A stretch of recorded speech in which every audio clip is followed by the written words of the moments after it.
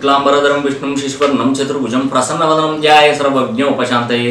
ओम श्री गुरुभ्यो नमः। रामकृष्ण निहान astro न्यूमरालजी spiritual channel చూస్తున్నటువంటి ప్రేక్షకులకు హృదయపూర్వక ధన్యవాదాలు। ఈ వీడియోలో ముఖ్యంగా మానవులకు 7 జన్మలు అనేవి కూడా ఉంటాయి। అంటే మానవుడి యొక్క ఎన్ని అంటే ఏ జన్మలో తను జన్మించాడు అని తెలుసుకోవడానికి ఒక చిన్న మన పుట్టుకలోనే మనకు మూలం ఉందండి। ఒక a+b² సూత్రం చెప్పాలంటే తకీమని చెప్పేస్తారు। అంటే అదొక సూత్రం ఆధారంగా ఇంకొక లెక్కను చేయొచ్చు। అలాగా మన జీవితానికి ఒక డెస్టినేషన్ నెంబర్ అనేది ఒకటి ఉంటుంది। అది మనము ఏ జన్మలోనైతే ఉన్నామో అది దాన్ని గుర్తింపజేస్తుంది। నేను మీకు విషయం చెప్తున్నానండి, మీ బర్త్ నెంబర్ ఏదన్నా కానివ్వండి, కానీ డెస్టినీ నెంబర్ 1 నుంచి 7 వరకు గుర్తుపెట్టుకోండి।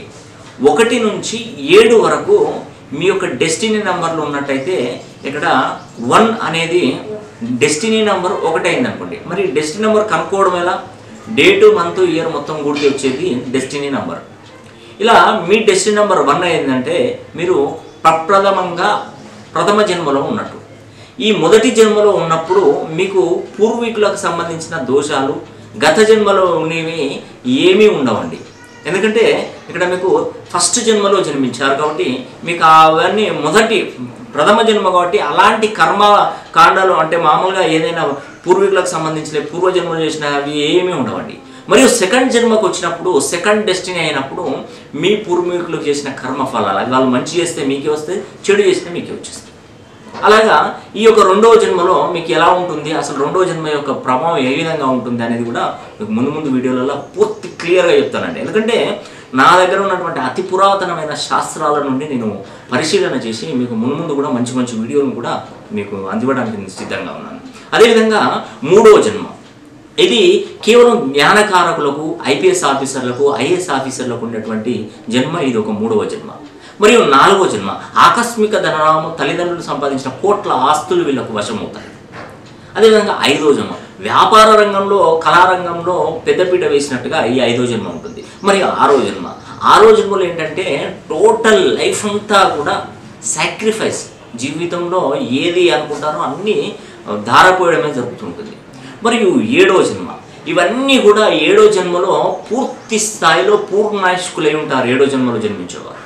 అది వాళ్ళకి ఆఖరు జన్మ కాబట్టి ఇవన్నీ కూడా వీళ్ళు ఎలాంటి పూజలు చేస్తే బాగుంటుంది, వీళ్ళకు రెమెడీస్ ఎలా ఉండాలి, ఎలాంటి రెమెడీస్ చెప్పాలి నేను ఒకటేనండి, మనకు గ్రంథాలు ఏం చెప్తున్నాయంటే మీరు 1 నుంచి 7వ నంబర్ డెస్టినీ నెంబర్ ఉన్నప్పుడు 7 జన్మలలో మీరు కనుక జన్మించినప్పుడు ఒక్కొక్క జన్మకు ఒక్కొక్క పరిహారం ఉంటుందండి। ఈ పరిహారాన్ని మన గ్రంథంలో చూస్తే తెలుస్తుంది। మీ పరిహారం తెలియాలంటే మీ యొక్క బర్త్ నెంబర్ తెలవాలి। 1 నుంచి 31 వరకు ఏ తేదీలలో పుట్టారో మరి దానికి రిలేటెడ్గా మీకు డెస్టినీ నెంబర్ ఏమొచ్చింది, ఇది పరిశీలన కనుక చేసినట్టయితే మనకు పూర్తి వివరాలు కూడా మనకు తెలిసిపోతాయి। దానికి సంబంధించిన రెమెడీస్ కనుక ఇచ్చినట్టయితే 100% సక్సెస్ అవుతారని కూడా మీకు ఈ వీడియో ద్వారా తెలియజేస్తున్నాను। ఈ వీడియో కనుక మీకు నచ్చినట్టయితే లైక్ చేయండి, షేర్ చేయండి, కామెంట్ చేయండి। సర్వే జనా సుఖినో భవంతు।